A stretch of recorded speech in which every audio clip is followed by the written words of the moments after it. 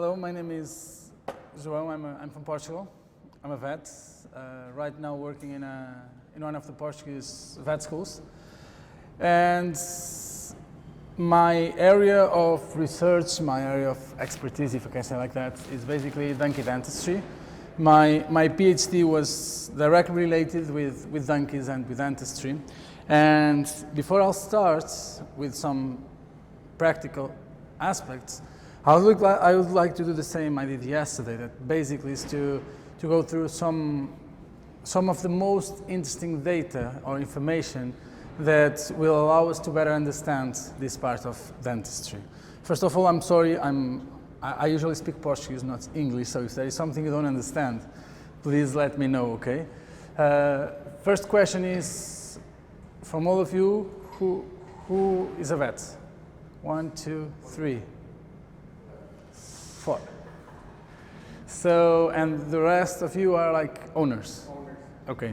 So I'll try to find a way to give the information being available for both, for vets and for owners. From the vets who are here, do you work on dentistry on a regular basis? Okay. Manually or with electric tools?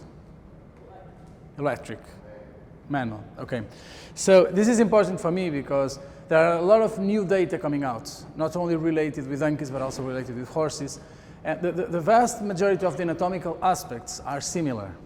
That tell us that those studies that are coming out from horses are available for donkeys and the other way around. For example, when I did, and I'll show you in a second, when I did my PhD and worked with 800 animals that never received dental treatment, it clearly shows us how the disorders can be affecting different ages and how you see the prevalence of those disorders through the lifetime of these animals. It is the nice thing about working with animals that never received any dental treatment. And those data are very available for horses too, because in theory, it will happen the same, okay? So basically, just a small introduction. I mainly work with, this is the map of Portugal and Spain, okay?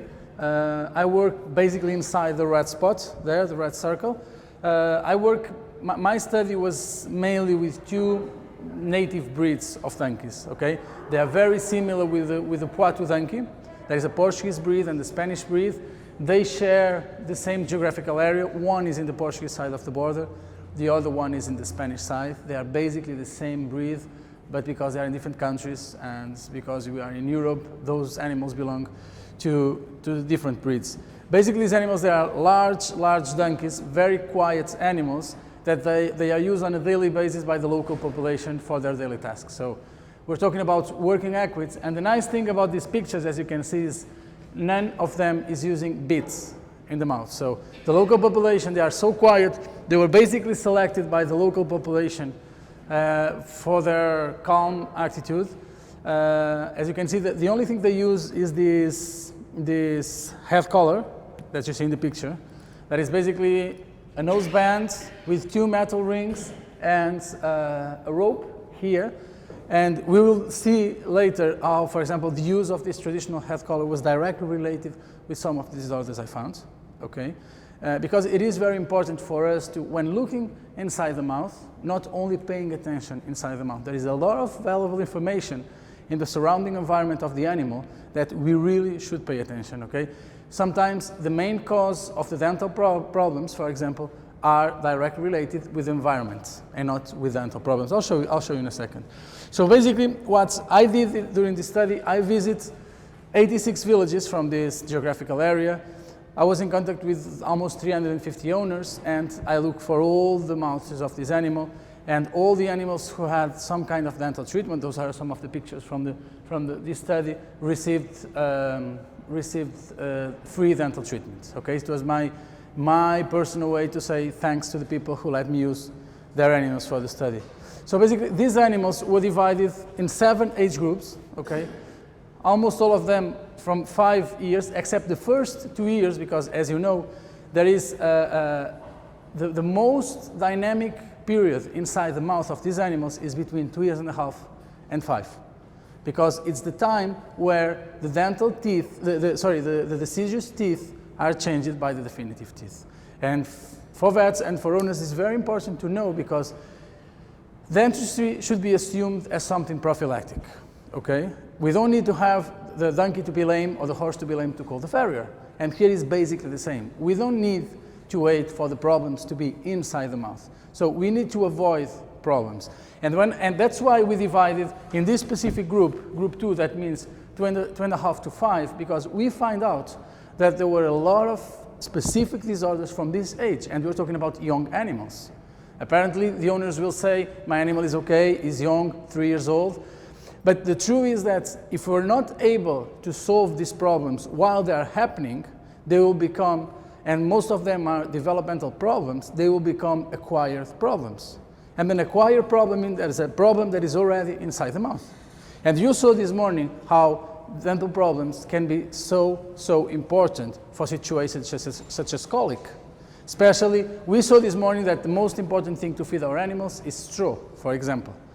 But if the animals, they don't have the capacity to mechanically break the straw into small pieces, that then they will be able to be digested, there is no other place in the entire gastrointestinal tract of the donkeys to reduce the size of the fiber. So it is very important that you are able to avoid the appearance of these problems, okay? So basically, we look for all the disorders you are able to look during a clinical examination.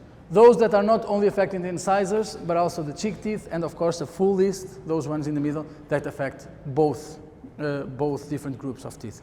I put the results in here. I don't want to go through all these results. If any one of you is interested, all these results are published right now in different scientific papers, so I'll be more than happy to send you this information by email. You just give me your emails at the end. But for example, what we did basically, we checked the total prevalence. Those were the most common disorders. Something really curious, for example, craniofacial abnormalities, overjet, overbite, and underjet was affecting by almost 50% of the population. And why? Because these breeds are endangered, and there was a huge reduction of the genetic variability. So all these disorders appear. But this also tells us that, for example, crossing animals from the same family, that is basically exactly what we're doing, reducing the genetic pool, these craniofacial abnormalities will appear. And they will bring us a lot of different problems, okay? So this is very important. For example, diastema and periodontal disease, you will see how together they go, okay? There is no periodontal disease, or there is no diastema that will not lead to periodontal disease. It is very painful. It is a very painful situation, and it's there. All the animals, they have it.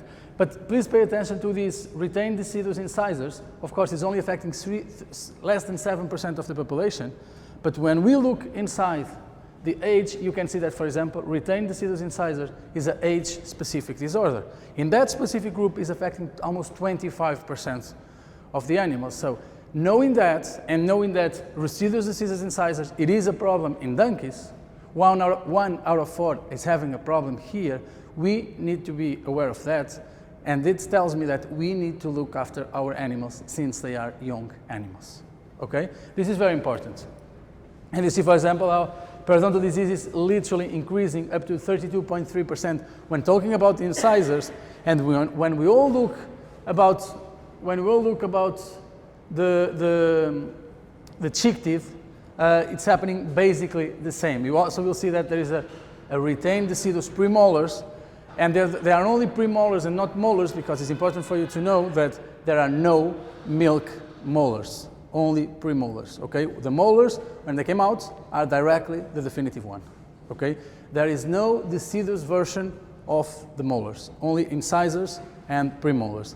Even the canines, there are some milk canines, but they never erupt. And it's some animals, they have it, some others they don't, okay?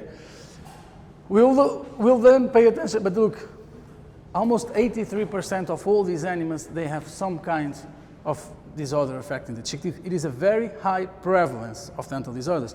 I have to tell you that 95.4% of these animals were never treated before. So it really gave us a clear idea about how dental problems can affect the global health of these animals. And we'll pay attention here to this cheek teeth enamel overgrowth, what it's usually called the sharp edges.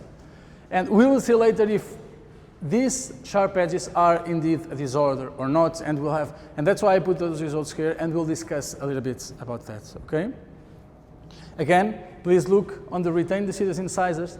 almost 33% of the animals present at least one cap on the premolars. It is a very high prevalence.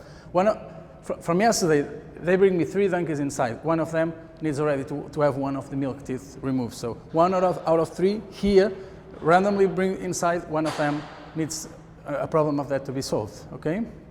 So all the animals, they receive a dental treatment. And I have to tell you that usually I work with these animals without sedation. Donkeys, they allow me to do at least the clinical examination without sedation. And that's good. Why? Because if there's nothing to solve inside the mouth of the animal, you just remove the gag and the animal is free to go. Much cheaper than with horses that you need to sedate. But it's basically, it's not because I'm crazy and I like to risk. Donkeys, because the way they behave and the way they perceive what we're doing with them, they allow us to check without sedation, okay? Even if a donkey is very stressed, he will never react like a horse. If I put the horse inside here, put the gag on, the speculum, to open the mouth, and if the animal is scared, even if it's not something that is going to be painful, the horse will jump on me, will kill us all, and he will be 300 meters far away, he'll start thinking if it was the right thing to do. So donkeys, my personal opinion, I think they really think, they try to evaluate each one of the situations, and they try to decide if it's dangerous or not for them, okay? I am the first one looking for my safety and for animal safety. And if the animal is not cooperative, I will be the first one to sedate. Because I am working with power tools inside the mouth. And they can be very effective or they can be very dangerous. Okay? So I am the first one being sure that I'm 100% safe for me and for the animal. I work with donkeys all over the world, and the vast majority of them allow me to work without sedation. The thing is, for example, these specific animals, they are not handled like these donkeys who has each one of them as an owner, you know? So the animals are used to be handled by people, they have a relation with the owner. Sometimes, it happens to me in Mexico, so being in Mexico in the Equitarian Initiative, you have all the owners coming in with the animals. And it's very important for me to try to decide in those 5 to 10 seconds if I want the owner next to me or not. If you see, imagine a football field with 300 people inside and 300 donkeys. And you see the donkey is next to the owner, like say, hey, buddy, I know you. So that's the kind of owner that I want to have next to me. And the owner is nervous, so the animal is nervous. You start talking with the owner while scratching the donkey, and you see like usually there are young boys or ladies coming in with the animals. This is the kind of people who work with donkeys, women and children. I'm lucky enough, I'm fluent in Spanish, so I start speaking with them. You see them relaxing and you see the animal relaxing. You know, okay, stay next to the animal, I want to show you. If you see that the animal is very scared because you see the owner with a stick or something like that, you just bring the donkey inside. I don't talk with the owner, and 5 seconds later, because he doesn't know me, he sees the neighbor and he disappears, and you see like the donkey relax just because the owner is not next to the animal. Usually, in these specific situations, I always want the owner next to me, you know. There is a close relation. This old population of people that I'm working with, they have a close relation with their animals, okay? Of course, every single painful procedures that I have to do in the donkeys, I sedate the animals like horses, you know. There's no point to be doing anything that is painful for the animal. But we also know that the basic dental work, meaning balancing the mouth, reducing something that is sharp, is not painful. So the animals, the vast majority of the animals, they allow us to work without sedation. These specific donkeys that we have here, they are not handled, so it is normal that if one of these animals will not allow us, or 2 or 3 of all of them, okay? But I want you to know that it is possible. You will see all the pictures I have in this presentation. Those intraoral pictures are taken with animals that are not sedated. So the animals are quiet, and I solve all those animals without sedation. Of course, the non-painful procedures, okay? And when I started this study, I found some of very, very extreme situations like this one. Even for you, for those who are not vets, you always have to think that when talking about teeth, we need to have, the only thing I do when looking after the teeth of these animals is allowing them to chewing properly. That means they can move the jaw laterally and a little bit rostrocaudally without any mechanical barrier. You don't need to be a vet to understand that, for example, these 2 lower 6s, they are working as a mechanical barrier. If the animal wants to move the jaw backwards, and if those structures are here, they are blocking, okay? So the only thing I'm doing when working on dentistry, I try to remove each one of the structures that are abnormal in the mouth, and that they will avoid my animal to be comfortable eating. If the animal is comfortable eating, the animal will be comfortable riding, jumping, doing dressage, whatever he wants, okay? Then there are some anatomical particularities that we'll talk during this small presentation. Of course, we use all kinds of different ancillary diagnostic tests. Every time we need, for example, X-ray is very useful. This is a sinoscopy. This is a histopathological preparation from a mass that you remove from the mouth. That's a rhinoscopy. Well, and of course, we have all these clinical signs that will tell us that the animals, they have dental problems, like dropping the food or smelling out of the mouth. But please don't only concentrate on the mouth of the animal. There is a lot of information that you can have and you can obtain from the surrounding environment. For example, animals with diastema, this problem here, diastema is no more than the space between two teeth, will accumulate food. And the animals will do something that is called quithing, meaning that they drop the food out of the mouth. But if you have 1 or 2 donkeys, and even if they drop the food, you put the food in the night, and you go there 12 hours later. You put it 6 p.m. in the afternoon, and you go there at 6 a.m. Even if the animal is dropping food, a lot of these animals will re-eat that food. So you don't see these small balls of half-chewing food around. So you'll never know that the animal is dropping food from the mouth. So, of course, you have signs like this, like nasal discharge or loss of body condition score that are animal-related. But for example, if the animal is dropping food on the place they drink, you will see that food in there. So that information is coming from the environment of the animal. It's not coming from the animal. The animal dropped the food while the animal is going to drink. So in that specific moment, you see that the animal is dropping food, okay?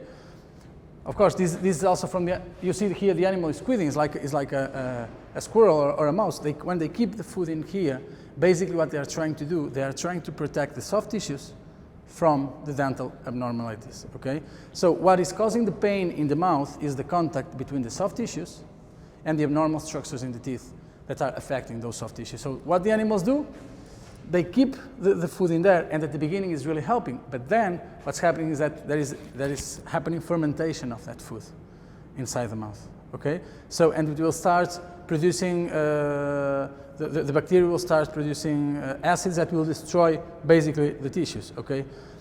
Or these two situations here, what do you think is happening here? What do you see and what do you think is happening? Because of the bit, you say? Yep, here for example, you see, the lip is cut because of the bit, and the same here in this tongue. So I can be the best dentist in the world. I can solve all the dental problems. If I'm not able to identify this and mainly identify the cause that is what is causing this trauma, and I leave the animal like that, I'm not doing anything. Okay, so we have to try to identify, actually, this was caused by this. Okay, so for me, it's not enough to say, okay, there's something wrong in the mouth. We need to look for the cause of the problem, and we need to find solutions. In the vast majority of these cases, these animals, they are so traumatic about the contact that even if you don't put anything, you just put a small rope, they will respond to the pressure. Okay, or like for example, this is in Morocco they use this kind of bit. It's like a ring all around the jaw. I saw animals with a broken jaw because of that.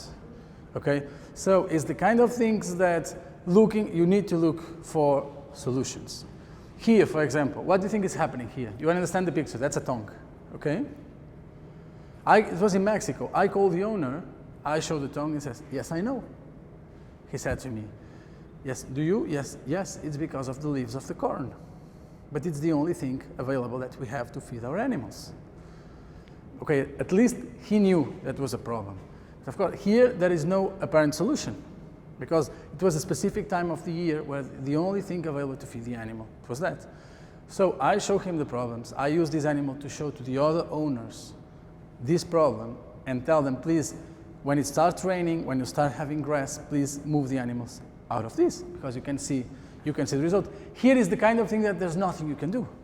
okay? Chronic lesions due to the close contact between a very rough and abrasive diet with the soft tissues. But here, for example, what do you see in there? This is a supernumerary tooth, okay? A supernumerary tooth means that sometimes animals can have more teeth than they should, okay? And what happens is that usually the supernumerary tooth are displacing the normal teeth, are causing diastema in between the normal teeth and the supernumerary teeth. That diastema will lead to periodontal disease. And because these teeth are usually not in full contact with the opposite teeth, you never forget, you can never forget that the equid teeth, it's one tooth against the other. And they have a continuous wear process that is followed by a continuous eruption process. So what is called the clinical crown, that is the part of the crown that you see, it's always at the same size, but because there's this continuous wear, there is a continuous eruption. So for example, this tooth is suffering a continuous eruption. This specific part here is in contact with the lower cheek tooth, but not this part. So if you look here, we have exactly everything. Because this is a supernumerary tooth, this normal 7 is displaced laterally. Because it's displaced laterally, it's damaging the soft tissues in here. You can see all the food entrapment, meaning there is a diastema in there. If you remove and clean that, you will have periodontal disease. And because this is a sharp structure here, it's cutting the tongue. Okay? Something very important, in my PhD, we did a specific study about the presence of supernumerary teeth, and the conclusions were very, very interesting. First, they come late in time, meaning that it doesn't matter if it's a horse or a donkey or a mule that you check on a regular basis. Always, but absolutely always, count the number of teeth. Because it can happen that after 10 years of looking after the same animal, suddenly you find they erupt late in time. Usually, you will find them, what it's called distal molars, mean in the very back, it should be the 12th position, distal molars, maxillary and bilaterally, okay? That is the most common position of these supernumerary teeth. Another important thing can be hereditary components. Okay, so we found animals that were directly related having exactly the same supernumerary teeth. Okay, sometimes it is very difficult to count teeth, so it's much easier to count interdental spaces. If we have 6 teeth, we'll have 5 interdental spaces, meaning that if we have 6 or 7 interdental spaces, we for sure will have more teeth than normal. Not only have to count the teeth, but also have to check the size of the teeth, because you can have, I will show you in a minute, some cases that we have 2 teeth that went together, so we still have 6 teeth, but one of them was double size. Okay? I'll show you in a second. And can you tell me what's going on in there? This is going back to our retained deciduous teeth, and how a simple problem that was not solved when the animal was young led to a lot of acquired problems. What you see in here is a small fragment of the retained tooth, okay? Because the retained tooth was in here, the definitive tooth erupts in a different position, okay? So now we have a diastema here and a diastema here. Why? Because this tooth is not inside the incisive arch. More than that, because the food was entrapped between both teeth, the milk one and the definitive one, we have a caries in there. So that tooth is half destroyed. And apart from that, this small piece, in the meanwhile, this broken retained tooth was broken. And we have a small piece of root that is retained there that is basically acting as a foreign body. So because we're not able to check this animal when he was between 2.5 and 5 years old, now we have a lot of acquired problems, okay? This is something I do during my clinical examination. I do what I call manual nocessive tests, meaning that I press in 3 different areas of the face, I press the soft tissues, trying to obtain a painful response. So basically what I do is I press the cheeks against the cheek teeth, okay? If the cheek teeth are sharp, the animal will respond, of course. They move away from the pain. And it gives me a lot of good information. Of course, it can be only a scary animal that just because I do that, they will move. So I move my hand to a place that I know that is not painful and I press. If there is a negative response in there, but when pressing the cheeks against the cheek teeth, the animal responds, it can be a good indicator that the animal is having some problem there. And this is something that you can do at home. We use the fact that the mandible, under physiological conditions, the mandible is narrower than the maxilla, what is called anisognathia. So I can go here and press, okay? And please remember this image, because remember that I told you about the sharp edges? We will need this image to understand something. Then, because of the fact that the tongue is like a mushroom, when you cut the tongue, it is this mushroom appearance. If I press the base of the tongue and I stimulate the contact between the tongue and the lower cheek teeth, if it's sharp, the animal will complain. And then the other thing I press is the temporomandibular joint. Never forget that the TMJ is the only functional joint in the entire head. So if the animal is not comfortable, for example, chewing on the right side, he's going to start chewing more on the left side, and sooner or later, usually sooner than later, he will start complaining about the left TMJ. Okay? Apart from that, when doing dental treatments, please never keep the mouth open for more than 1 to 2 minutes. Never. 1 to 2 minutes. That's my personal opinion. I'm going to tell you why. I start working with this. After 30 seconds, this disc is full of dust. So I have to stop anyway to wash the disc, because it stops being effective. So there's no point, every time you go to the dentist, and the dentist asks you to flush your mouth, he's not actually asking you to flush your mouth. He has a tube in there that is sucking. What he wants you to do is to close your mouth and to move the jaw so you can massage a little bit the TMJ. It's basically what the dentist is asking you to do. And this is exactly what we need to do to our animals. Just close a little bit the mouth, let the animal to rest a little bit, avoid the pressure, and restart again after 30 seconds. At the end of a normal dental procedure, that probably will mean 1 or 2 minutes more. But it can be, especially in old animals, or in animals that they were sore when we press, or in animals that they have terrible mouth, and the temporomandibular joint is not working properly, that can mean the difference between the animal start eating right away when we finish, or stay 2 or 3 days without eating. And you learned this morning the meaning of a donkey without eating 2 or 3 days. Hyperlipemia, and the animals are dead. Okay, so it's just a question of being conservative. You know, there's no point to keep a mouth open for more than 2 or 3 minutes, let's say 3 minutes. Don't leave a mouth open for 15 minutes, 20 minutes. Even if they're sedated? Even if they are sedated. I use very low doses of sedation, even in horses. So I use the enough amount of drugs to keep the animal calm, but to give me information. If I put the animal literally knockouts, even something is very painful, the animal will not react. So I want to know that, for example, I think there is some degree of mobility in a tooth. When I grab the tooth with my fingers and I move it, if it's that painful for the horse, I want to see a painful reaction. You know, I want to get information from the animal.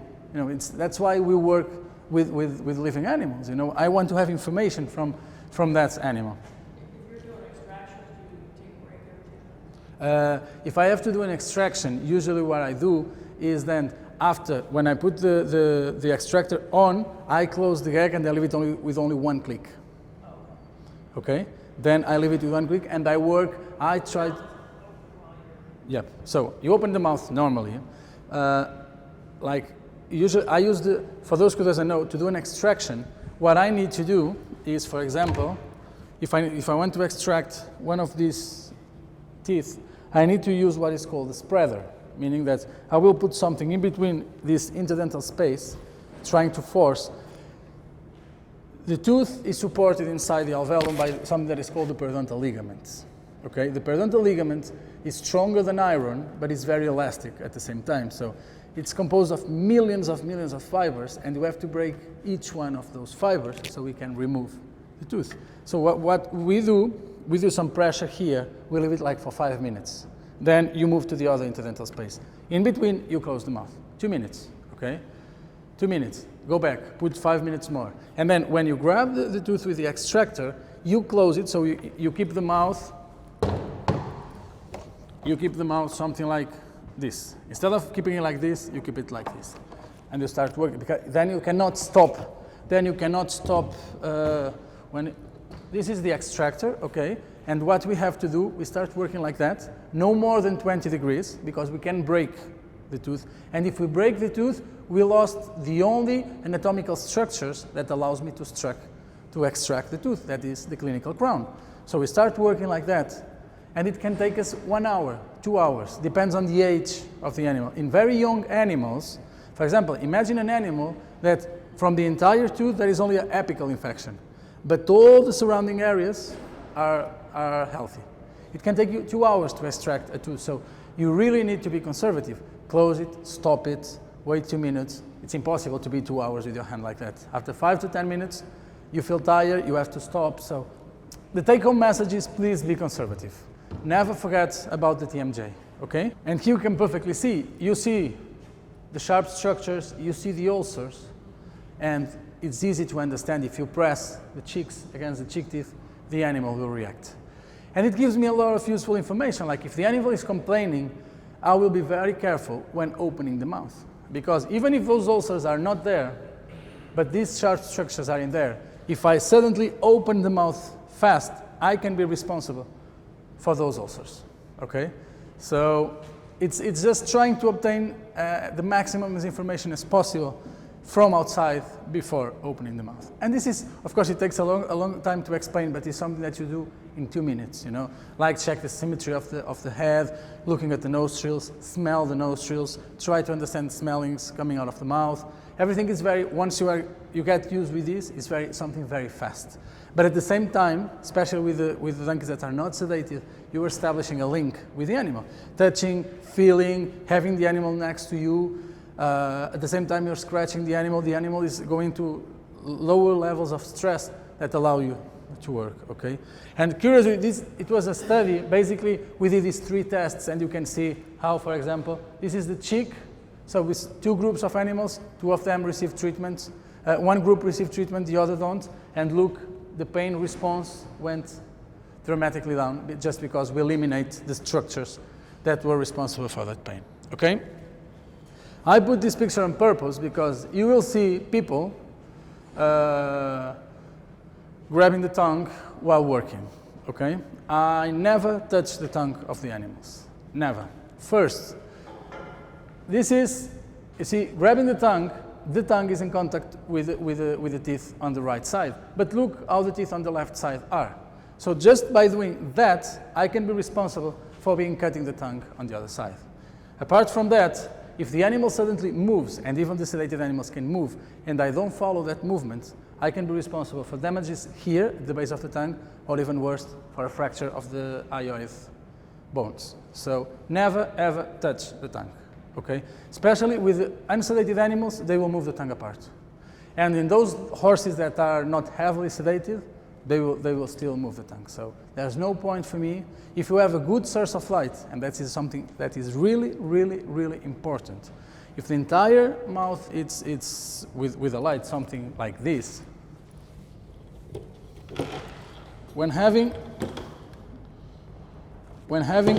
a good source of light like this one, you don't need to touching the tongue because you can see everything from inside. Okay. And it's just, even when working, I work with this equipment, basically keeping the equipment in my mouth like that. Even if I need to move the tongue apart, imagine I can just do like this, or working in the upper. So it's like using a pen, okay? You need to find a position for yourself to be comfortable working. I have days that I'm checking the teeth like sometimes 20 animals a day. You need to find a position for you to be comfortable. And it needs to be fast and efficient. Otherwise, at the end of the day, you will not finish the work, the animals will not be happy. So, another important thing, of course, we have to flush the mouth of the animals when washing. Please be aware that donkeys, they can have very different reactions with water in their mouth, okay? So, you will see animals, when flushing the head, reacting like that, okay? Panicking, blocking the nostrils like you see in here. So we scope a couple of animals, and basically what is happening when you flush the mouth with water, they contract the soft palate, meaning that they are moving the palatopharyngeal arch forward, and they collapse the entrance of the trachea. So if it happens, nothing serious, just leave the animal alone for 10 to 15 seconds, okay? And if after 10 to 15 seconds they are not start breathing from the nostrils, just a small massage in the epiglottic area, they will swallow and it's soft, okay? It can be a very violent reaction. I saw donkeys that jump on me with both hands just because it's like they're drowning, okay? It's blocked and they're like drowning, so please be aware of that. Donkeys in horses, you can keep the mouth open, you can flush the entire mouth without any problem. In donkeys, not all of them do that, but please be aware that it can happen, okay? And then, when it's time to work, of course, you have manual techniques and electric techniques. My personal opinion is, if you don't know, I always said this to my students, it's a kind of joke, but it's true. If you don't know how to ride the bicycle, don't buy a motorbike because you're going to have an accident. And it's basically the same. If you don't know how to rasp manually, and we can have a lot of efficient hand pieces, okay, especially those ones with tungsten. I don't like these ones, okay? These ones are not good, but these ones are good, okay? My advice is that you should choose hand pieces not with rounded cables. Okay, and I'm going to tell you why. Take this, please. If I put my hand like that, you don't know the position, okay? Suddenly while working or the animal just move, you don't know the position. If we use a flat cable, it will always tells you where you are, okay? That's a flat cable. You will know for sure if you are like that or like that, okay? And the nice thing about the flat cables is that I believe they are not made for that, but sometimes you need to find some new angle to work. So if you do something like this, you can bend a little bit, okay? And it will help you, especially these thinner ones, it will help you, you can bend them a lot, okay? And sometimes there is a very small sharp point at the very end that you're not able to reach with any of your hand pieces, and you just slightly change, and with that you can cut, okay? Please be aware that sometimes the manufacturers, they send this separately. The hand rasps, they should be pointing outside. This is a triangle surface, so you go in and you rasp from outside. I saw some colleagues of us that just put it on the other way. So they were rasping inside, okay? And actually I realized that because he said, all the horses I check are bleeding from the mouth.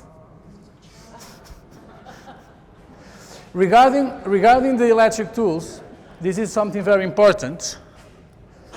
What is that? Is not here. These discs are usually a traumatic, okay? Those are diamond discs. Even if you put your finger in there, nothing happens. Meaning that even if you touch the tongue of the animal, nothing happens. But they go very hot.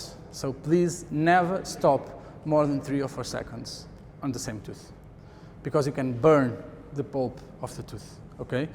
And the bad thing is that if the farrier cuts too much in the hoof and it starts bleeding, the owner will say, your fault. If you burn a pulp, probably the animal can have a pulpitis in 2 years, 3 years, 4 years, 5 years, or in 6 months. So there is no direct relation between something that we did wrong and the clinical symptomatology in the animal. So you see a lot of people working very, very, very, very hard on the same tooth, removing just too much, okay? A small trick, for example, when I need to remove a little bit, I know that I have to work like 2 or 3 seconds in the same tooth, I put it in water. So it's cold, it's wet, and it's not getting so hot, okay? Just small tricks to work with this system. So basically, when doing, doesn't matter manually or electric tools, the only thing I want is to allow the animal to do this. This is the normal shoeing movement. The animal moves the jaw down and laterally, close it, and then this is when the animals are shoeing, okay? So basically is these movements. Open and going down, going laterally, close it, and coming back, and then to the other side. And when I finish the dental treatment, what I do, I need to press the lower jaw against the upper jaw, and I need to move both sides, and it has to be like a grounding sound, okay? The tooth surface, they need to be rough, okay? So if there's no work to do, don't invent work where you don't have to work. You need to leave a rough surface, okay? And sometimes with these electric tools, in 5 seconds, you can remove all the sharp points of an occlusal surface, okay? So they are very effective, but again, they can be very dangerous if someone stays for 1 minute rasping in the same place, okay? So this is the movement. So look at this image. If there's nothing to do in the occlusal surface, don't go to the occlusal surface, okay? There are some sharp points to rasp in here, so we just rasp on the sharp points, okay? In a case like that, it's obvious that is something that should not be there, okay? This is the typical situation in cases of overjets, okay? So meaning that the rostral part of the upper six, instead of being like that, is basically like that. So the rostral part is not in contact, is not in wear, so we have this piece here that it's blocking. And it's clear that this is damaging the soft tissues, okay? So it's clear that we have to remove. And my question is, how much do we have to remove, okay? And the answer should be not how much. So people usually ask me, how much do I have to remove, okay? So how much can I remove? And the thing is, how much do you really need to remove? Being sure that we are not exposing the pulp. Okay? For example, in this specific case, and especially because, if you remember, I told you that these teeth, they have an eruption rate of 3 millimeters every year. These structures are at least 3 centimeters, so it's there for 10 years. It's there for 10 years. This is a donkey. Suddenly, we just eliminate this structure, and the animal is not used to it without that structure. And again, we can have an animal that stops it for 2 or 3 days, and we go back to this morning hyperlipemic situation. So if I know that this sharp structure is damaging the soft tissues, I will round it there, reduce it step by step, step by step. And you're going to understand why. For example, in this case, what is called a shear mouth, we all understand that these structures are damaging the soft tissues. You can see there the ulcer, okay? We will never be able to put this mouth back in place, okay? But it's something very important that you have to know. This is a normal mouth for an abnormal head.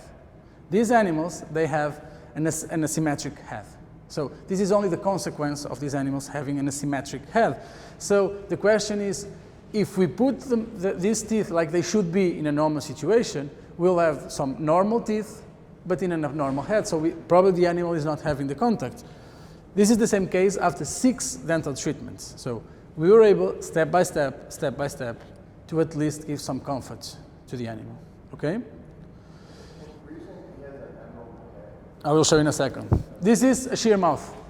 So if you look the palate, in this size, you have the palate like this, and in this size, it's different. So this animal, they have an asymmetrical head. So having an asymmetrical head, please don't forget that the bone is what gives the support to the teeth. So if the bone is like that, the teeth comes out like that. If the bone is like that, the teeth comes out like that. So basically, if you look here, you can perfectly see the hard palate and how different is in this side. So the shear mouth, it is a consequence of an asymmetrical head. When solving these cases, you need to be a little bit aggressive, eliminating these sharp points, and you need to be conservative on the good side, because it's the only side the animal is eating. If you are too aggressive in here, the animal stops eating from both sides, because this one is not effective anymore. So if you affect somehow the good side of the mouth, the animal will stop eating. So please be very conservative on the good side of the mouth, okay? And answering the question, how much do I have to rasp? These black spots correspond to what is called the pulp horns, okay? So basically, the teeth, they have a pulp chamber, a pulp cavity, and we have different horns that comes to the surface, okay? And basically, these black spots, they are no more than what is called secondary dentin.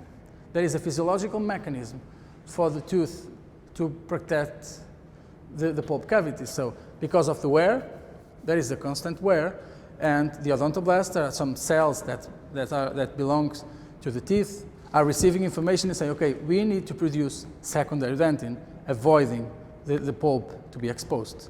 But, and this is basically a 3D image. Someone did recently some studies, and they made micro CT of these teeth, and inside the same teeth, the same tooth, you can have pulp horns that are separate from the surface only 3 millimeters. And inside the same tooth, 1.5 centimeters. So something like here.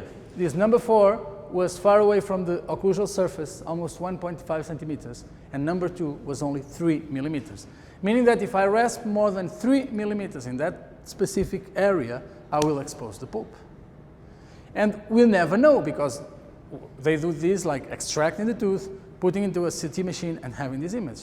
So because we're not going to have this information, what we have to do is be conservative. Okay? That's the conclusion. Be conservative. Look this image, for example. This is the pulp horn, this is the secondary dentin, and you only have 7 millimeters. Okay? But this is not only valid for this reduction, but is also valid when we decide to open the diastema. A diastema is no more than an abnormal space in between teeth.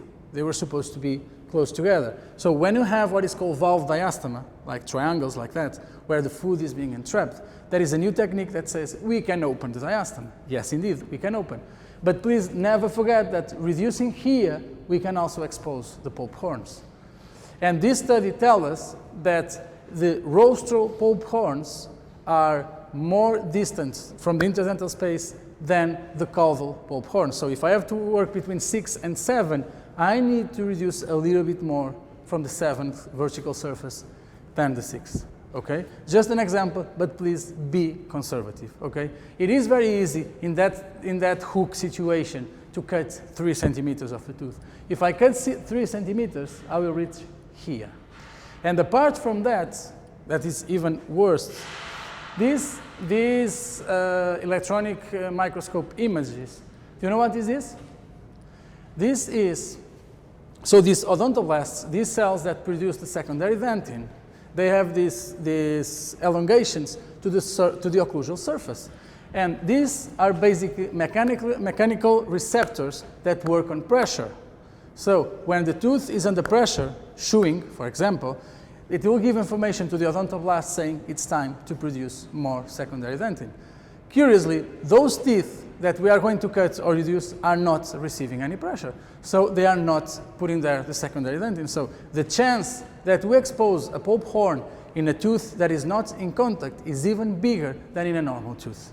So please be aware of that and be very, very, very conservative when reducing these situations. Okay, so here, just round it a little bit and do it step by step. Okay? For example, in this case, it's even worse. Why? Because of this focal overgrowth in here that is in contact with the lower one, this tooth, because of the incorrect orthodontic forces, is displaced rostrally. So we have a diastema in here. You see, because we allowed this structure to appear because we're not correcting this animal on a regular basis. Now we have a diastema. Sooner or later, we are going to lose the 6th. But that diastema is between 6 and 7. So in time, the 7 is going to be also affected. Okay, so it is very important to don't allow the animals to reach these specific situations. Okay, you can see more diastema, and you can see, with the mirror, you can see the space, and you can see on the other side, the food entrapment in there. And you can see how diastema will lead to periodontal disease. That is one of the most painful disorders in the mouth. Okay. Some animals, they don't even allow to ride because they have periodontal disease, and it's so painful that they don't want anything to be in contact with the mouth, okay? And it was basically, for example, this case, all the teeth were there, okay? Every time if you have a wound, what do? You flush the wound, you clean the wound, and you make a good examination of the wound. Inside the mouth is exactly the same. You cannot say what's going on in there if you don't remove all the food. After removing the food, you have this situation with all the gum retraction, and it was 10 minutes later. So all the teeth were completely lost. They were attached in place because there were a huge amount of food keeping the teeth in place. After flushing and removing that food, all the teeth start moving and all of them were extracted. Okay? No, I'm just saying this. Here probably it took like, I don't know, 1 hour, something like that. But they were really loose. Really, really, really loose. The only one that was not loose was this one, but at the end we need to remove. It's a dunk, you know, they just live with that. It's absolutely amazing. The animal was not thin. The animal was eating, you know. I mean, what came first? What was wrong with his teeth in the first place that allowed the food to come up? Looking at these teeth, what I can see here, there is a huge amount of calculus, okay? And calculus is usually, the deposition of calculus tells us that the chewing movement is not the correct one. Right. So the animal, the way these animals have to brush their teeth is allowing the food to circulate free inside the mouth. The forage together with the saliva. So when it's not happening, you start having the position of calculus. So probably it was, this calculus was secondary for chick teeth problems, that this calculus allows the food to be entrapped, and because of the fermentation, you have, but you never know, you just found it like that and you try to solve it, okay? I just want to go here and stop in this chick teeth enamel overgrowth, okay? This is my personal opinion. This anisognate, and then we'll see an animal, but this anisognatic physiological characteristic that equids they have, I believe it's because of this mastication process, so the chewing process. They really need to move the jaw laterally, so they need to close. This difference in horses is 23%, meaning that the maxilla is 23% wider than the mandible. In donkeys, it goes up to 30%. And for me, it tells me that because donkeys come from a desertic area, they need even more lateral movement to properly chewing the leaves or the dry forage that they will find in their natural environments. So the thing is, my 800 animals in my study, you will see authors saying that because of the domestication, these sharp edges, the number of sharp edges increase. I agree. Animals eating concentrated food, they do a vertical mastication process. It helps, of course. But these animals, these donkeys, they spend all day outside eating grass. During the night, they receive straw and hay. And 73.13% of them have sharp edges. Curiously, only 6.3% have ulcers related with that sharp edges. All of them in this area, exactly where the ring of the traditional head collar is.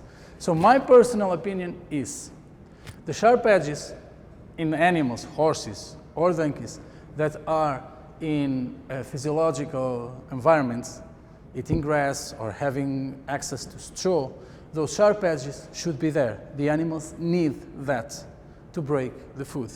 But unfortunately, they are not compatible with the tools we are using to drive animals. Head collars, etc., etc. If you think a normal head collar, this lateral part is exactly in the same place where I'm pressing the cheeks against the cheek tooth to simulate the pain. So I think the animals need those structures, but are not compatible with the modern utilization of donkeys. It's coming out of this data, you see. This ulcer is directly related because of that. So I think we need to remove those sharp edges, yes. We need to be very conservative because every time we rasp the teeth, we are eliminating a little bit of the normal life of the tooth. So the take-home message is literally be conservative, okay? And I don't understand those concepts of performance dentistry or, for me, the animals, they need to move the jaw properly, free of any mechanical block. From there, if they are eating properly, they will be in a good body condition score. They can ride, they can jump, they can do whatever they want, okay?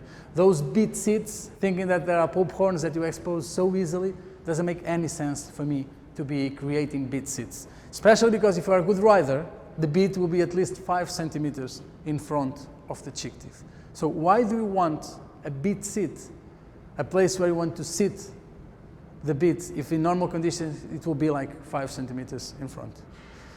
Okay, it's just probably because I'm working with donkeys, this is my personal approach, you know, but I'm doing the same on horses. What I'm applying here, I'm doing in horses. Now there's only some images of those supernumerary tooth that I show you. This is the normal location, okay? In the back, here, bilateral and distal molars, okay? Now, remember that I told you about counting the teeth? For example, this animal, 1, 2, 3, 4, 5, 6, they are in there. But look the size of that 8 here, compare with here.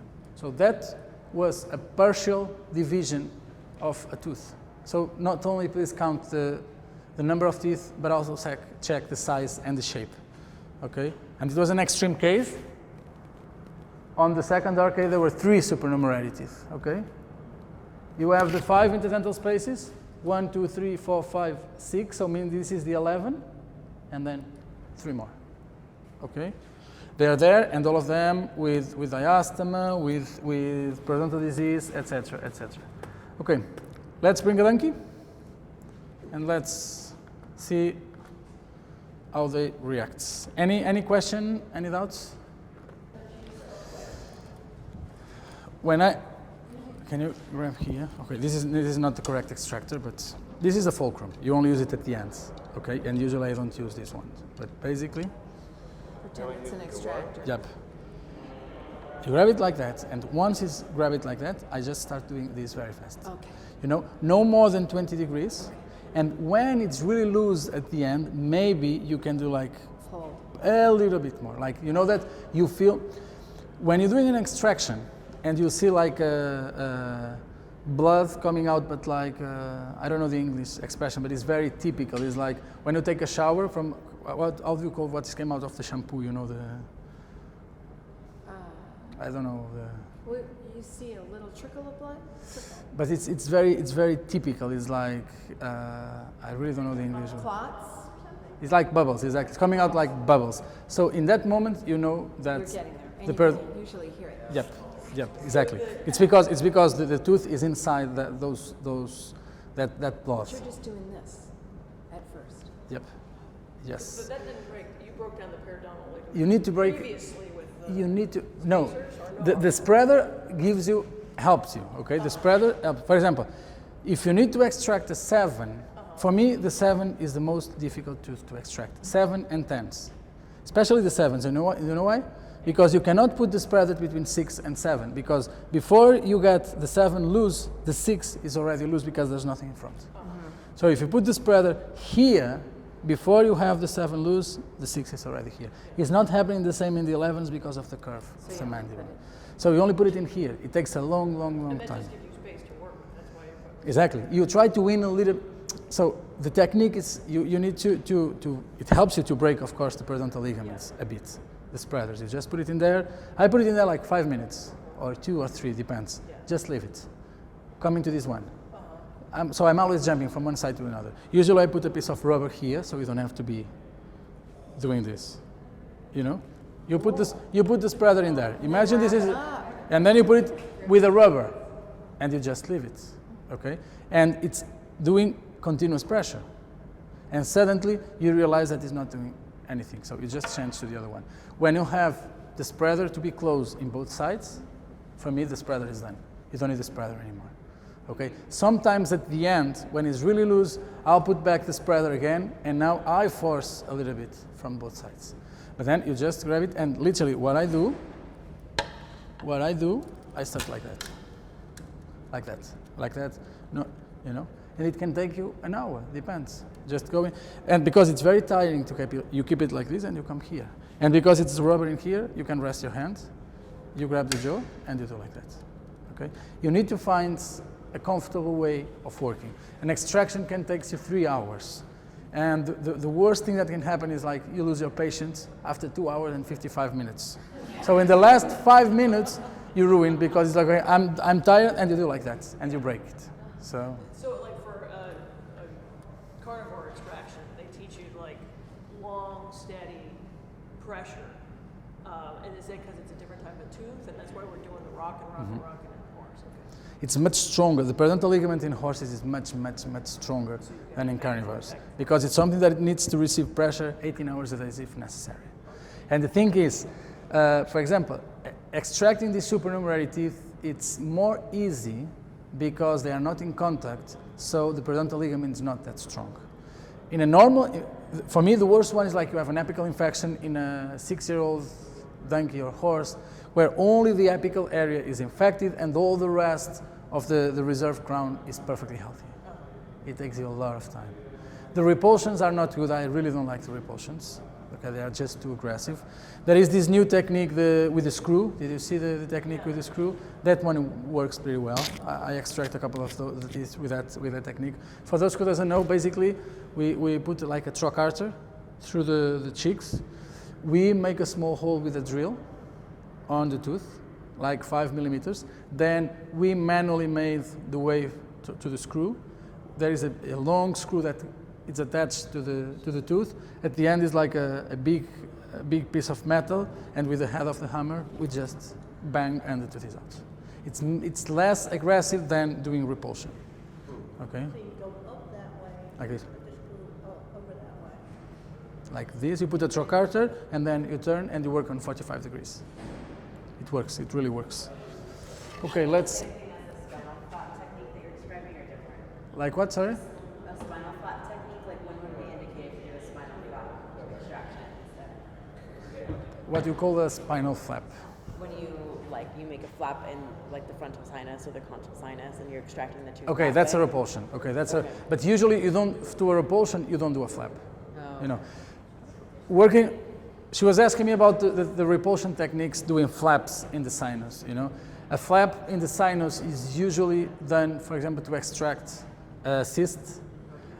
For those cases with sinusitis, I do very small holes, like 4 millimeters, enough to put a serum system entering from one side and going out from the other side. And from that small hole, you can flush 20 liters of chlorhexidine if you want. So you're breaking the cyst through that hole and then flushing. No, if it's a cyst, you need to open. Of course, depends on the cases, you know. But for a repulsion, for example, you need to open a hole that the repulsion system will enter. You don't need to open it. You know, I always try to be conservative in the techniques. Okay, let's bring a donkey. So in a donkey, you can really keep the head up. This system is really nice because you can regulate very easily. And something goes wrong, you just do like this, and the animal is out. Okay, so it is a very good system. You can keep the head up. Of course, this is what helps me to keep the head up. Any of this equipment is mine, so I'm not actually used to work with this equipment. But if you use this, never have a closed hook. Leave it open, because if you need to release a fast animal, it's not the same just doing this or having to open it and to... Okay, so think always about your safety and animal safety. And of course, this is for horses. Anyway, you can take it here, but the animal can start going down or going back, and you want to remove it. With this system, you cannot. Okay, so and the one I use for horses, instead of this, just as a rope with a piece of hose. So it is very easy to remove. This is huge for these little donkeys. Okay, so you will see that this specific piece of equipment is not effective for these donkeys. We'll try to do it. We have drugs here. If we need to sedate the animal, we sedate an animal, and it's not a problem. This one, that's another system, but it's even bigger. So, you know, try to. Of course, you have to adapt. You have to adapt what we have here. Let's try to do it, and we'll see. It was the smallest donkey. My dog was bigger than this donkey. Easy. You see, donkeys, they are very curious. This animal is not curious at all. You can see by the reaction, you know. When you work with these animals, and you know, doesn't matter if it's this size or this size, the body expressions are pretty much the same. This animal is not comfortable at all. It's completely stressed. You can see by the ears, you know. When they are like that, you know, he's not curious at all. So it starts telling me that probably this animal will react. Okay, it's 80 kilos donkey. So even if you keep the donkey in your arms, good boy, come here, come, easy. He's really, you see? He's not used at all to someone to touch. Look what he's doing with her head. You see, the animal, every time I touch the animal, he's doing exactly what they do to escape, move the head down. So it's like, okay, I'm ready. If I have to escape, I go like that, okay? Easy.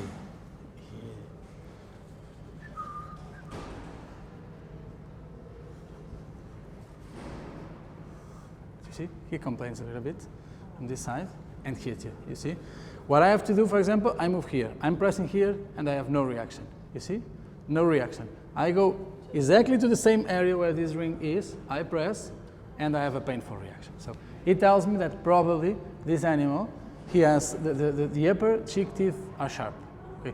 Probably they are not, but usually there is a direct relation between a painful reaction and the animal is feeling pain.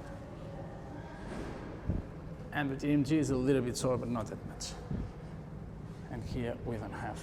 Especially with this IOS test, you have to do it like fast and release it, because if you do it 2 or 3 times, they learn fast. And before you touch, they already move the tongue apart, so you don't feel anything. So while doing this, what I do, I literally break the head in 2 pieces and I look for symmetry, okay? So like just touching the animal, you can try to understand if they are symmetric. For example, this is a young animal. And you tell me. Come close and.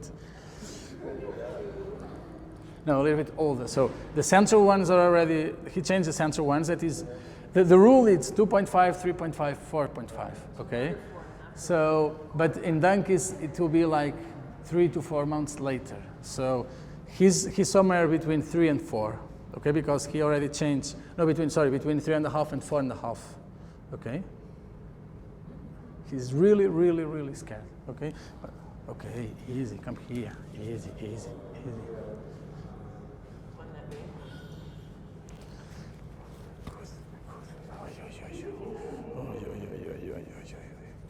Come on. Okay, let's flush the mouth.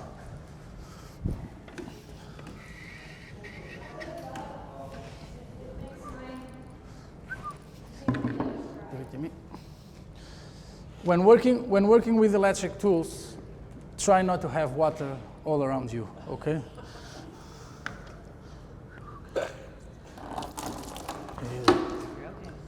Easy.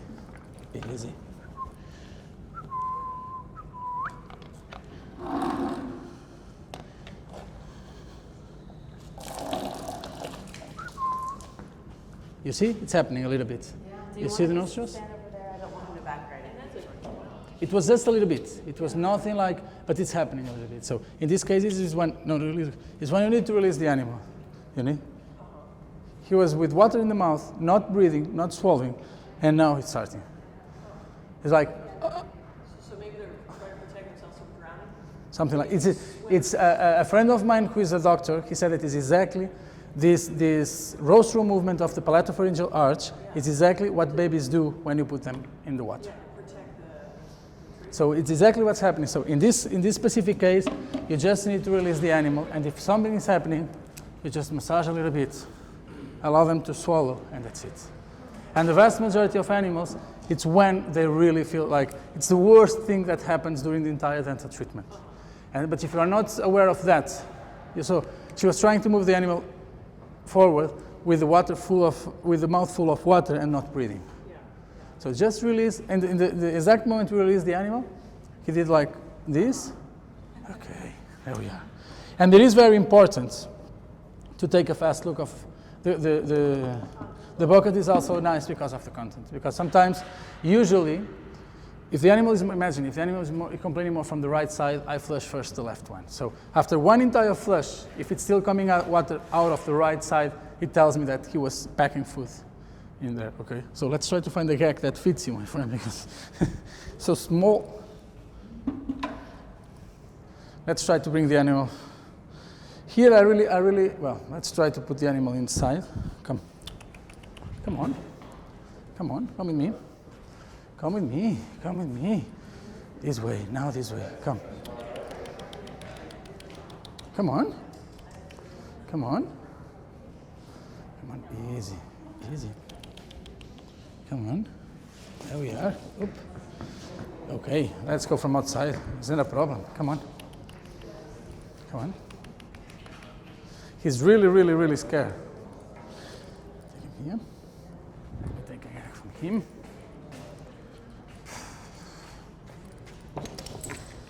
This is really big for a...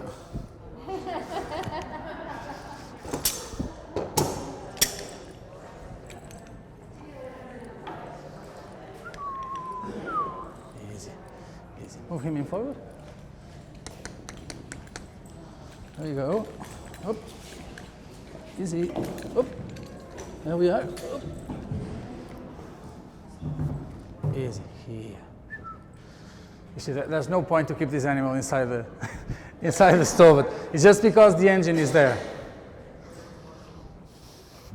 There's literally no point to keep the animal inside because it's just too small. But easy. Move it forward. There we are. Good boy.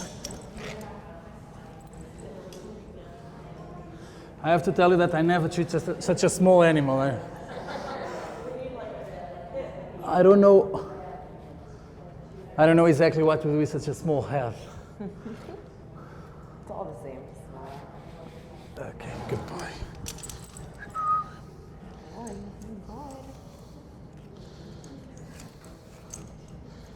And the most important thing now is, if we're not going to sedate the animal, I always have to be in contact with him. There's no point to leave the animal with the gag on, especially big animals, in between metal bars, unattended. Okay, that's why if you need, for example, to go and wash your equipment, always close the gag, because it is very easy for the animal to move, to crash with the jaw against this with the open mouth, and you went for a routine dental care and then you end up with a fracture of the jaw. And now explain the owner that it was your fault. Easy. Okay.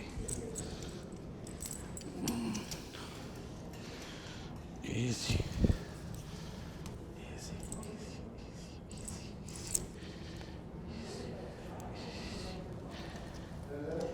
So small. How big is that? How big is that for you? How big is that? Easy. Jesus.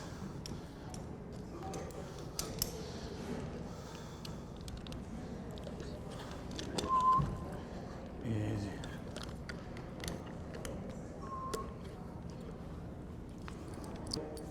No. Yes. Is there anyone smaller than this? You see, look, it's. This is the biggest of the many. Would you like me to go get a standard size dog? Yes, please. It would be okay. Yes. A standard one would be perfect.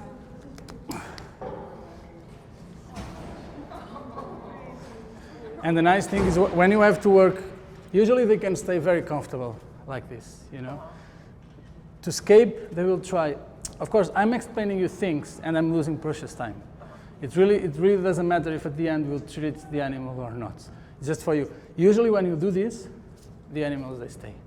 And the nice thing is, like, if you have to do 10 a day, the person who is working with you, the shoulder, keeping the shoulder, and usually you have the owner to keep the shoulder. I don't want the owner here. I want the owner here to see the dental problems of their animals. So with the farrier work, they can see before and after, not inside the mouth. So I really want to see the owner to see, to feel, to touch. Okay. So what you see, even if the animal releases, let's see how he reacts. See, they stay like that. You cannot keep the head of an animal like this if the animal is sedated. You know, so, and if the animal starts fighting with me, you just pull the rope and the animal is out. Okay? Good boy. Good boy. Good boy. Good boy.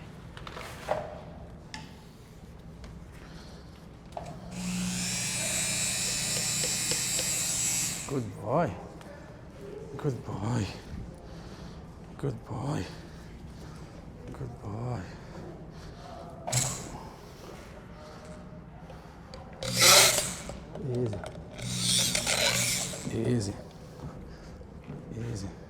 I think I always find better if no one is touching the animal. Okay? Otherwise, he will fighting against me and against you. So I prefer him to fight only against me.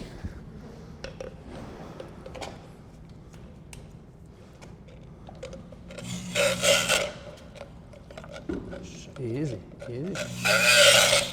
Easy. Easy. Where are you going?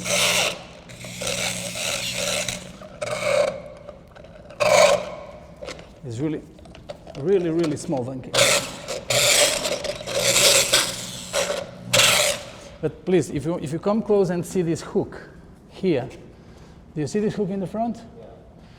So this hook, we can reduce him from straight away, okay? This small hook here, the upper six, okay? But look how effective these tools can be. Come close to see if you want. Yeah. Look. Gone. Look, completely gone. You see? So imagine how dangerous this equipment can be in the hands of someone who doesn't know how to work with.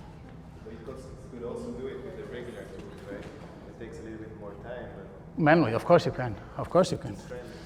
Of course. I made thousands of manually, working manually.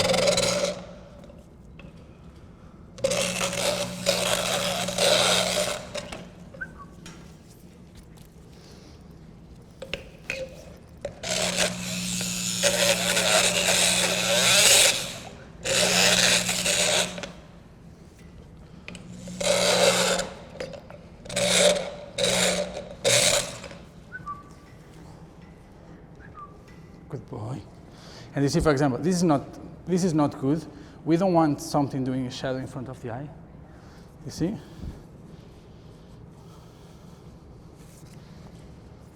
Good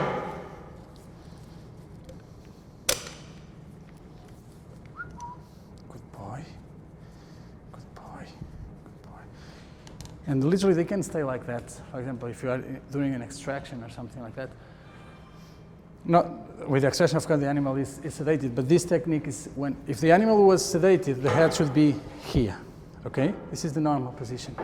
And even during the extractions, the animal, they just rest like that. And it is very good, you know? But you see, the animal is not moving. This is the normal position. When you keep the head up, donkey stay like that with this system, okay? No, no. Especially because he's not sedated. He feels the electric. Breathing. You see? Do you worry about yourself? Yes. At home I use with a mask and glasses. Thank you. I was hoping. Yep. I always use the glasses and the mask. The mask not always, I have to be honest. The glasses always. Why the glasses? Because the mask is more the Because when you put the glasses because of the cornea, you know, they get some huge conjunctivitis. But using the mask and breathing, usually you cannot see. Yeah, I know, it fog's terrible. Yeah. So I protect the eyes, but not the mouth. I have to be honest. I know. I know. And I'm not a smoker, but I'm. And the nice thing about this system is that if you want to check the incisors later without moving the head of the animal down, you just remove. Of course, this one is too small and is going to move out, but you can remove this without removing the. So it allows you. He's going out. Easy. It allows you to check. It allows you to check the incisors, you know. But when using these systems, please be sure that everything you need to release, you can release fast, okay? That's something very important.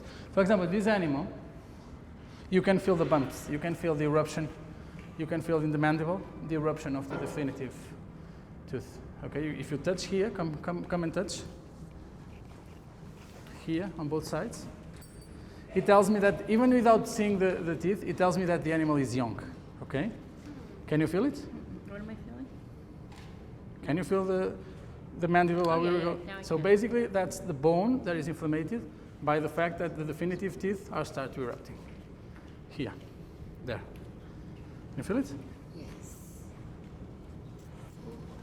Oh, yeah. Yep.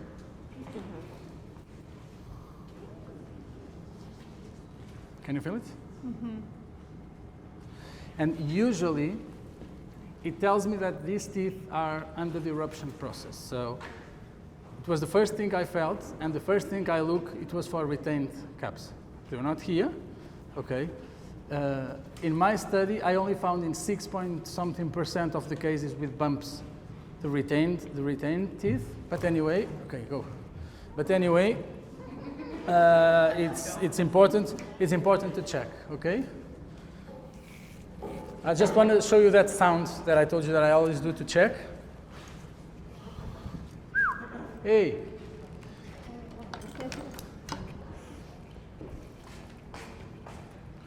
And when working with donkeys, you realize that the animal was like a little bit agitated just because she was here. So the best thing to do with donkeys is leave them, He's like that. If you don't touch in any other side, because he's paying attention on me. So he's trying to move back. But at the same time, there is a barrier here, so he's trying to move forward. And when the donkey feels that it's like being cut, is when they go mad. So the animal needs to be, when the animal was the head like that, the animal was relaxed. Otherwise, he would start fighting with me. So they always try to escape, all of them. They try once, they try twice, and they say, okay, if I cannot escape, I'm not going. They are not wasters of energy. They try once, they try twice. If they escape on the first try, they escape on the second, on the third, because you are not going to be able to keep them. That's why I'm always controlling the head, always. And the nice thing about this procedure is that if at the end the animal is agitated and I am not done with the modern drugs, in 2 minutes I will have the donkey completely sedated. What is important in here is don't stress the animals. If you remember from the physiology, the alpha-2 agonists will occupy the same receptors the adrenaline does. So if the animal is stressed, the receptors are occupied by the adrenaline, you can give the doses you want. Probably we'll finish with a paralytic ileus first before the sedation. So it's literally a question of working with the animals on a very relaxed way, While I was doing the clinical examination, the external clinical examination, I was in contact with the animal, establishing a link. And again, if I feel the owner is important for these situations to be next to me, I'll call the owner. Otherwise, I try to have usually in these kind of situations, as the Veterinarian, these kind of workshops, if you don't talk with the owner suddenly disappears. You have to be looking after the owner when you finish. Say, who is this donkey? So, okay, let's listen to. Come here. Come here.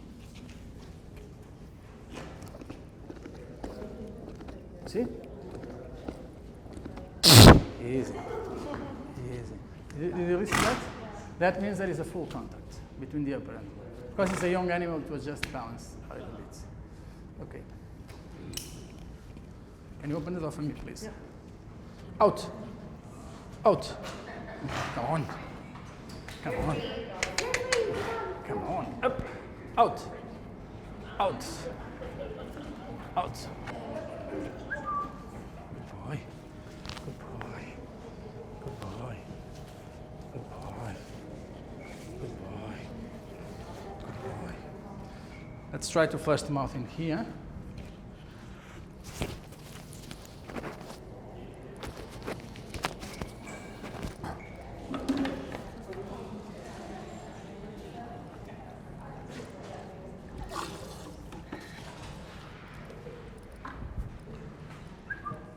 You see the reaction already? He's trying to escape. We didn't start yet and he's trying to escape. No. He didn't like to be outside 10 minutes alone. Those animals are, look, he's trying to escape, you see? We didn't do anything and the animal is already trying to escape. So this is the kind of animals that before starting, he's telling that he will give me trouble working. Give you trouble? Well, and his buddy's outside, but he's You see? away from us too, So so. bring the friend in. You want the friend in? Yep.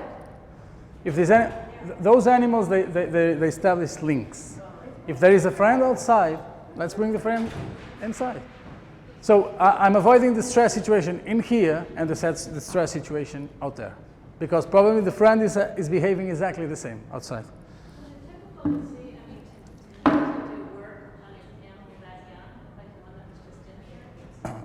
I usually start working with animals when they are 2.5. So You were saying earlier about seeing a lot of disease and preventing the acquired disorders, you know?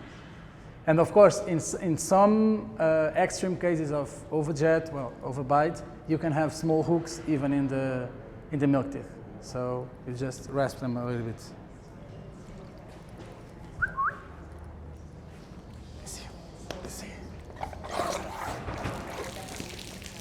Look, you see? You see how they close the nostril? Not that much, but a little bit.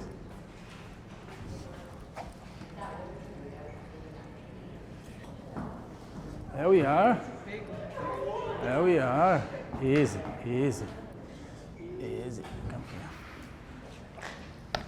here. You see? Look. Look how he's reacting.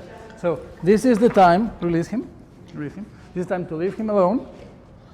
Wait those 10 or 15 seconds, and if they're not start breathing, you just do something like this.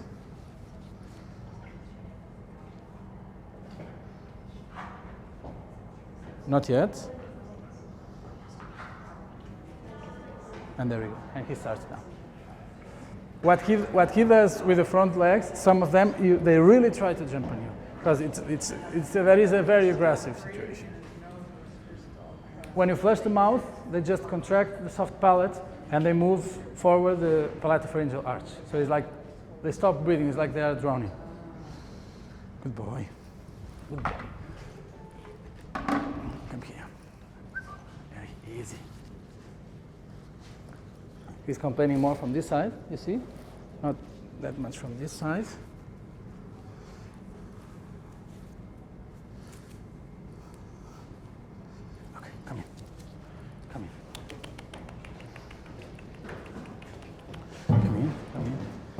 Good boy. Whoop. There we are. Easy. Easy. Okay. You go out. I told you. They are. It's once you learn how to work with them, even before starting, they will tell you if they are going to be cooperative or not. Yeah. Come. Easy.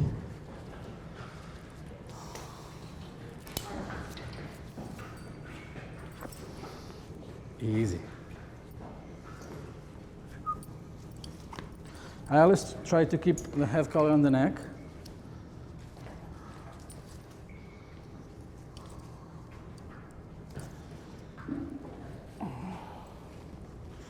Easy.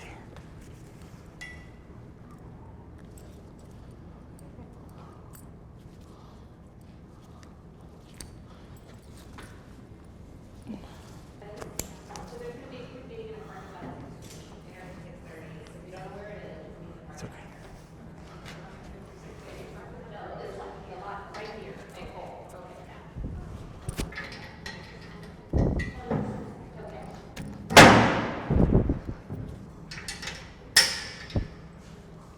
You know what?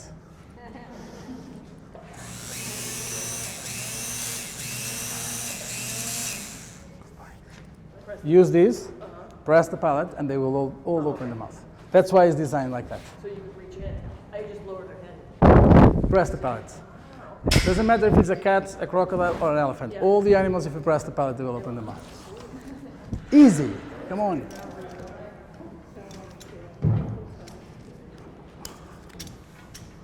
You see? Literally trying to escape. Moving the head down.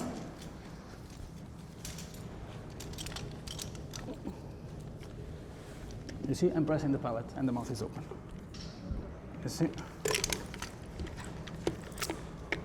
Those are the small tricks you learn.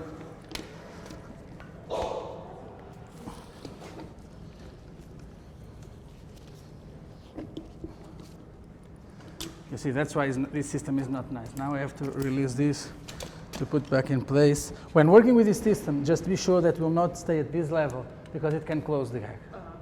Okay? Up. Time to close the door. Up. And this one too. Just like that. Good boy. Good boy. Can you come a second? Even if you leave the animal and tell it like this, it is not a problem. Except if you leave with the open mouth, they can crash here. Just keep the animal like this for a second. Where is my headlight?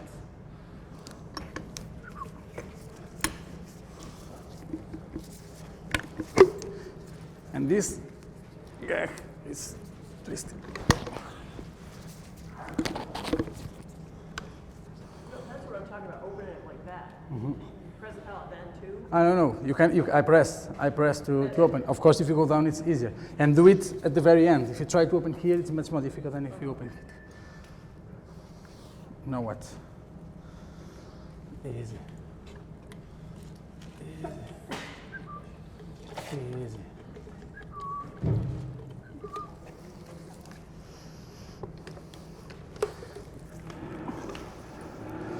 If you look, this animal has sharp edges, 2 small hooks in the front, and 2 small ramps in the back. The ramps in the back, you barely can see them. You feel them, but these hooks, you can perfectly see them. You see? Here? Okay.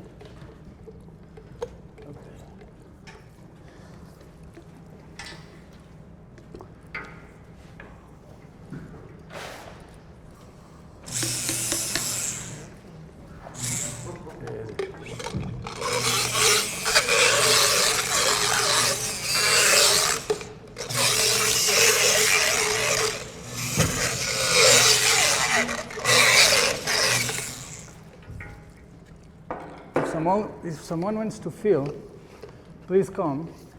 Put your fingers like that. Leave the tongue in the middle. Go until the very end and feel both lower arcades at the same time. That's the way I do it to see if they are symmetrical and rough. Go from the back, feeling both. It's not the same feeling both at the same time or doing left and right. Coming like that, if something is irregular, you feel it.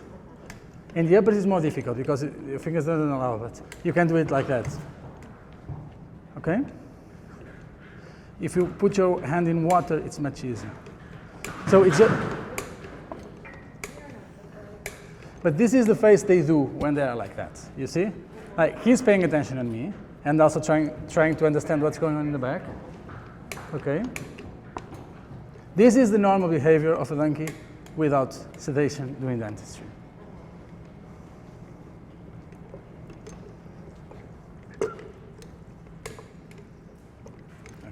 I will close a little bit. Okay. So if you do that in the lowers, it took me 5 seconds. It's enough. Because I'm seeing what I'm doing. I just go to the back. I can control with the foot pedal. You do it very fast, like, boom, and that's it. It's better to do it fast coming out instead of boom, boom, boom. You go to the back and you're like, boom, and that's it. Okay? Much, much, much easier. Some of them, they don't have the foot pedal. Doesn't matter because they are traumatic. You can go inside and do it, okay? This system is much better because if you have to work with a power float, you need 2 hands, so you cannot control the head of the animal. The trick is to keep my hand in here, so. Yay. What kind of wheel do you use on that? That's a diamond disc. Do you recommend that? When you start working on a certain level, you will see that all the equipments are more or less the same price. It's not better than others, it's yours. You know, I'm always trying to understand where should I turn on the light, and because it's not my equipment, you know. I'm always going to the place where mine used to be, so. And be sure that it's always symmetrical. If you keep 3 on one side, 2 on the other side, they really don't like that. Because they feel the pressure and they start fighting with me.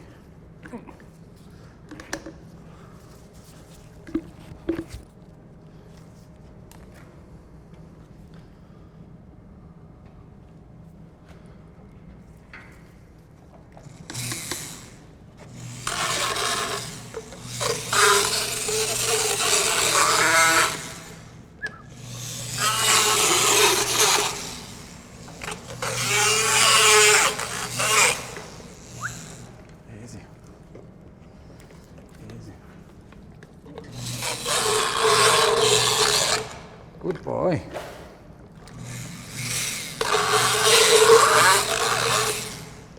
Good boy. You are a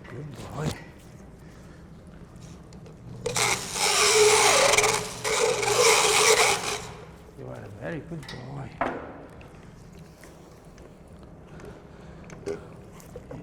For those who work manually, it is more difficult because to work manually, you need the head down. So you lose this capacity to keep the head. For those who work with electric tools, you really need to keep the head like this. So you need to see it. Easy. Last one. There we are. Easy. No, don't worry. There we are. Good boy. Good boy. Good boy. Good boy. Good boy. That's easy.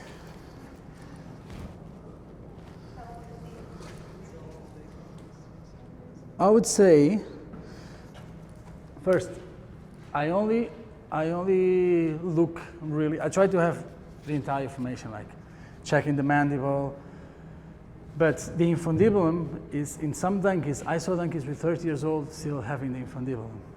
So it can be much deeper in donkeys. So I always pay attention to the shape, the transversal shape of the teeth. So this animal, for example, the central incisors are triangular, but the second ones are not that triangular. But if you look at, and in some donkeys, you will see the third incisor always as a half moon. It will never close.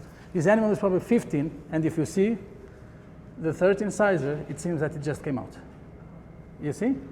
So you can never, usually you cannot rely on the third incisor. So by the shape of these teeth, easy. Because we have the central incisors triangular, and the second incisors getting triangular, I would say 14 to 15 years, not more than that. But if the owners don't ask, don't tell them, because the chance that you'll be wrong, it's huge. So,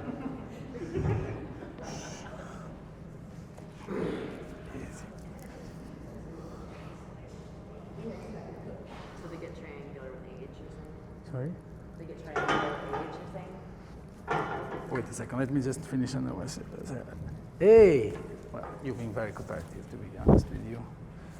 Just want to remove a little bit of the calculus that is here, but I don't have anything actually to remove, so. Nope. Easy. I think we're going to stay with the calculus. Easy.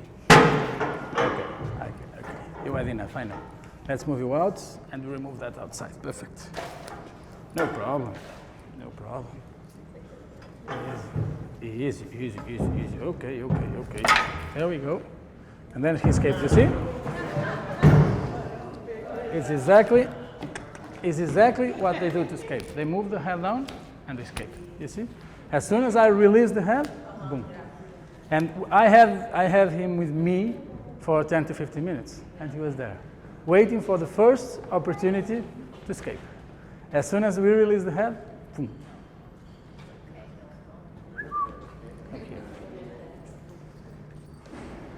So basically, the only trick to allow to work with these animals basically is to keep the head up. If you do that, and you never leave them unattempted, no problem. It's their way of escaping. A horse will jump. They try to move down. It's their natural way of escaping. We just saw it.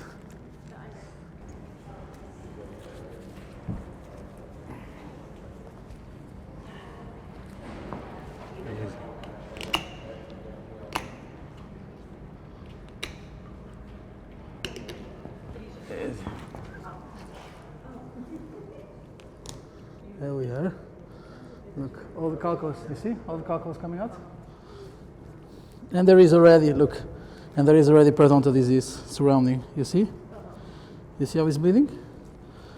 So when removing the calculus, I always do it from outside. That way, I am sure that the blood that is in there is because the gum was sensible because of the calculus, not because I was digging inside.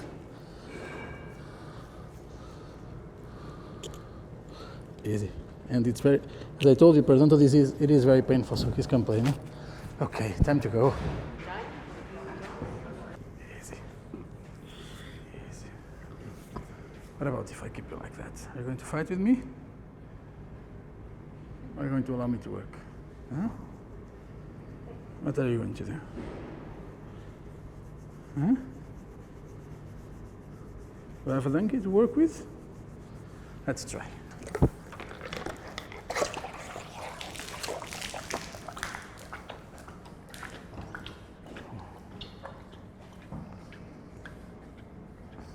There we are. There we are. Good.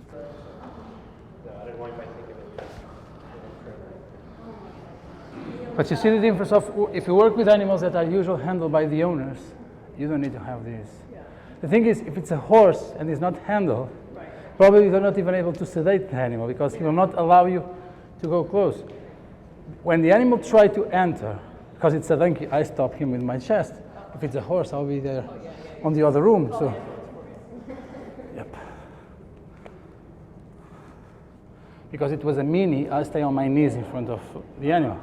It was a horse, no way. Even in these very stressful situations, you see, once you put the animal like that, they stay. You know, he's trying to fight with me. I told you he's not going to be a good candidate to try like that.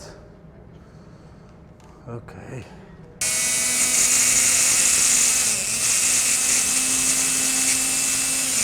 He's really, really, really scared, you see?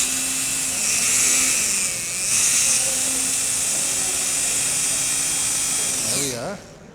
Yeah, but there's no point to work with this. Yeah. You know. And there's always another day. You know, if it was my client and I come and the animal was like that because of something, I will not even charge the client to say, I'll come tomorrow. You know? Because at the end, I will need, of course I can do it, you know, of course, I have the animal inside for 5 minutes while I was talking with you, explaining things. If I'm alone, of course you can do it, you know? All these people. Of course, you know, if I'm alone, I just put the guy on. We all like went on his mouth to look. He's like, The- holding him